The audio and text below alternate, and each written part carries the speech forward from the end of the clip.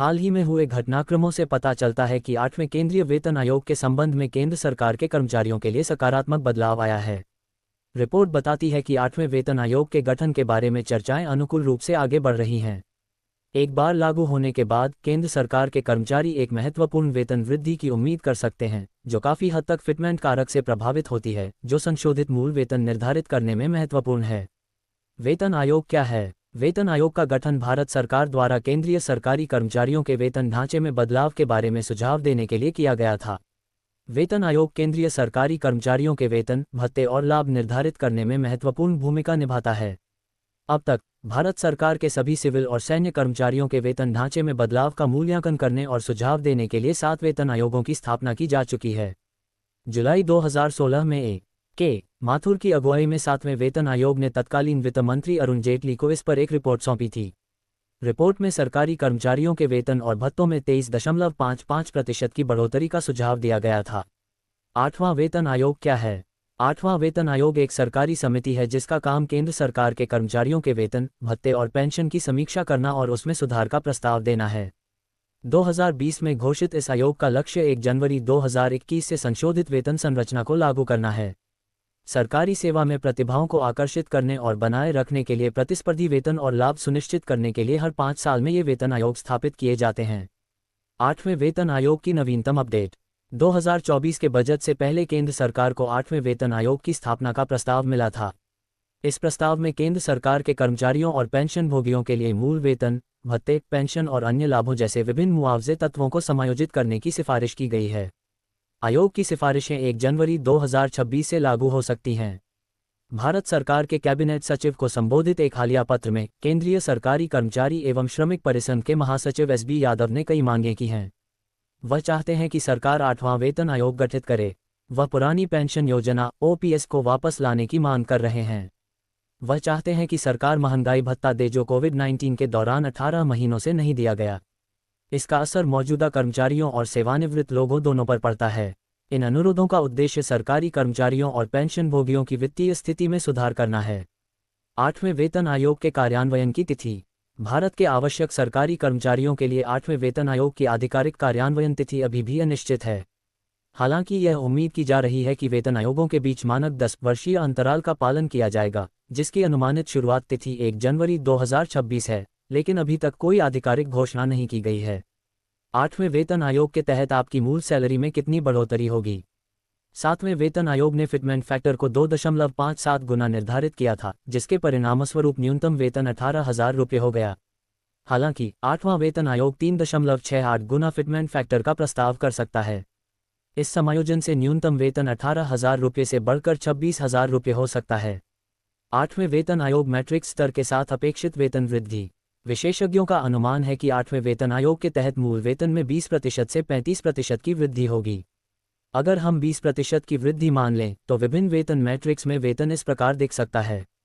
भुगतान मैट्रिक स्तर 7वें सीपीसी मूल वेतन 8वें सीपीसी मूल वेतन वेतन मैट्रिक स्तर 118,000 रुपये 21,600 रुपये वेतन मैट्रिक स्तर 219,900 रुपये 23,880 रुपये वेतन मैट्रिक स्तर 321,700 रुपये 26,040 रुपये वेतन मैट्रिक स्तर 425,500 रुपये 30,600 रुपये वेतन मैट्रिक स्तर 529,200 रुपये 35,040 रुपये वेतन मैट्रिक स्तर 744,900 रुपये 53,880 रुपये वेतन मैट्रिक स्तर 847,600 रुपये 57,120 रुपये वेतन मैट्रिक स्तर 953,100 रुपये 63,720 रुपये वेतन मैट्रिक स्तर 1,056,100 रुपये 67,320 रुपये वेतन मैट्रिक स्तर 1,167,700 रुपये 81,240 रुपये। केंद्र सरकार के कर्मचारियों के लिए 8वें वेतन आयोग के लाभ।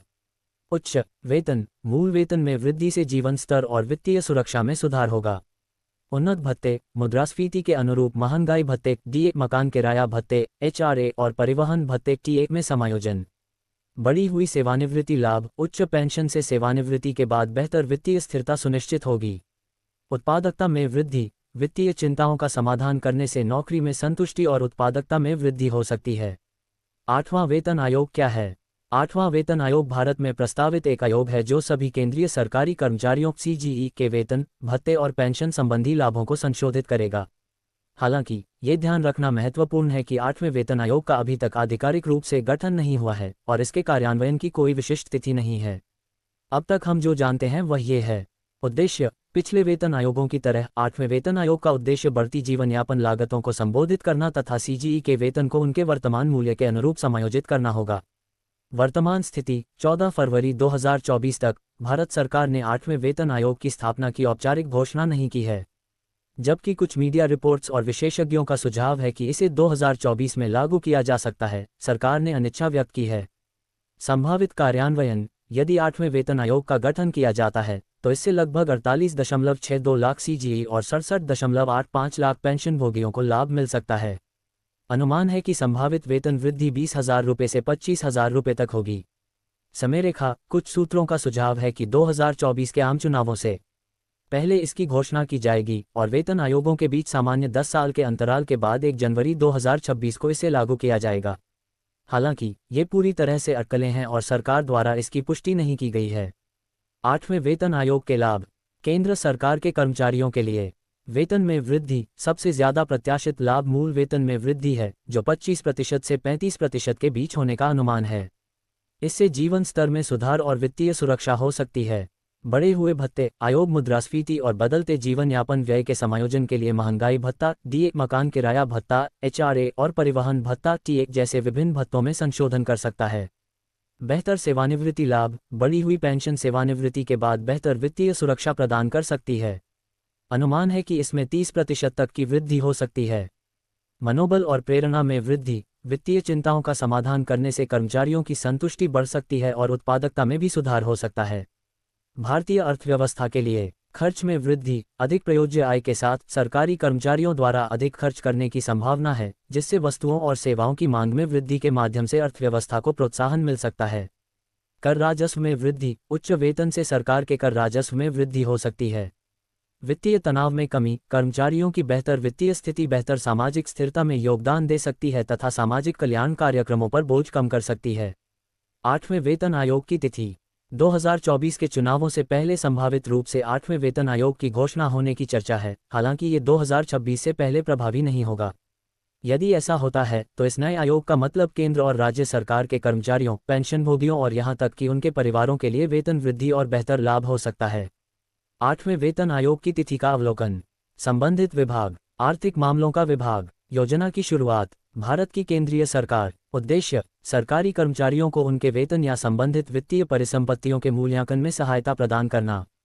8वें वेतन आयोग के आधार पर फिटमेंट फैक्टर। 8वें वेतन आयोग की अपेक्षित तिथि 2024। लागू वर्ष जनवरी 2026। 8वां वेतन आयोग लागू वर्ष। अगले वेतन आयोग की अनुमानित समय सीमा जानना सरकारी कर्मचारियों के लिए महत्वपूर्ण है, क्योंकि इससे उन्हें अपने वित्त की योजना प्रभावी ढंग से बनाने में मदद मिलती है। अंतिम तिथियों को कई कारक प्रभावित करते हैं, जिनमें कर्मचारी का प्रदर्शन, वेतनमान और अनुभव के वर्ष शामिल हैं। वर्तमान में 8वें वेतन आयोग की संभावित लॉन्च तिथि जनवरी 2026 है। याद रखें, कर्मचारियों को अपने संबंधित विभागों द्वारा जारी किए गए किसी भी दिशानिर्देश का पालन करना होगा। 8वां वेतन आयोग फिटमेंट फैक्टर। 8वें वेतन आयोग की आधिकारिक घोषणा का इंतजार है, लेकिन नए वेतन की गणना करने और उसका वेतन ढांचा बनाने के लिए फिटमेंट फैक्टर का इस्तेमाल किए जाने की संभावना है। इस फैक्टर का इस्तेमाल आपके मौजूदा 7वें वेतन आयोग के वेतन को नए 8वें वेतन आयोग के पैमाने में बदलने के लिए किया जाएगा। 7वें वेतन आयोग को याद करें, जिसने सभी के 6ठे वेतन आयोग के वेतन को समायोजित करने के लिए एक ही कारक 2.57 का उपयोग किया था। हालांकि 8वां वेतन आयोग एक अलग दृष्टिकोण अपना सकता है, संभवतः आपके वेतन स्तर के आधार पर कई कारकों जैसे 2.57, 2.62 आदि का उपयोग कर सकता है। यह अंतर 7वें वेतन आयोग की नई प्रणाली में विभिन्न स्तरों जैसे PB1 और PB4 के बीच एक बड़ा वेतन अंतर बनाने की इच्छा से उपजा है। उनका मानना था कि इसने नौकरी श्रेणियों के आधार पर वेतन संरचना को तर्कसंगत बनाया, जबकि कुछ लोग कई कारकों की आवश्यकता पर सवाल उठा सकते हैं। इस दृष्टिकोण के पीछे का तर्क आधिकारिक 7वें वेतन आयोग की रिपोर्ट में पाया जा सकता है। हम 8वें वेतन आयोग में दृढ़ विश्वास रखते हैं, जो भारत सरकार द्वारा अपने नागरिकों के लिए उठाया गया एक महत्वपूर्ण कदम है। इस अच्छी तरह से डिजाइन किए गए कार्यक्रम में विश्वसनीय वित्तीय सहायता प्रदान करने की क्षमता है। 8वें वेतन आयोग पर अक्सर पूछे जाने वाले प्रश्न। 1. 8वां वेतन आयोग क्या है? 8वां वेतन आयोग भारतीय केंद्रीय सरकारी कर्मचारियों के वेतन और लाभों में संशोधन के लिए प्रस्तावित आयोग है, लेकिन इसकी अभी तक आधिकारिक घोषणा नहीं की गई है। 2. 8वें वेतन आयोग का मूल वेतन क्या है? 8वें वेतन आयोग से प्रारंभिक वेतन में उल्लेखनीय वृद्धि हो सकती है, अनुमान है कि यह लगभग 25,000 रुपये होगी। 3. 8वें वेतन आयोग के बारे में नवीनतम समाचार क्या है? अभी तक कोई आधिकारिक तारीख तय नहीं हुई है कि 8वां वेतन आयोग कब भारतीय सरकारी कर्मचारियों के वेतन में बढ़ोतरी करेगा। हालांकि आमतौर पर आयोगों के बीच 10 साल लगते हैं और यह जनवरी 2026 में हो सकता है, लेकिन सरकार ने इस बारे में पक्के तौर पर कुछ नहीं कहा है।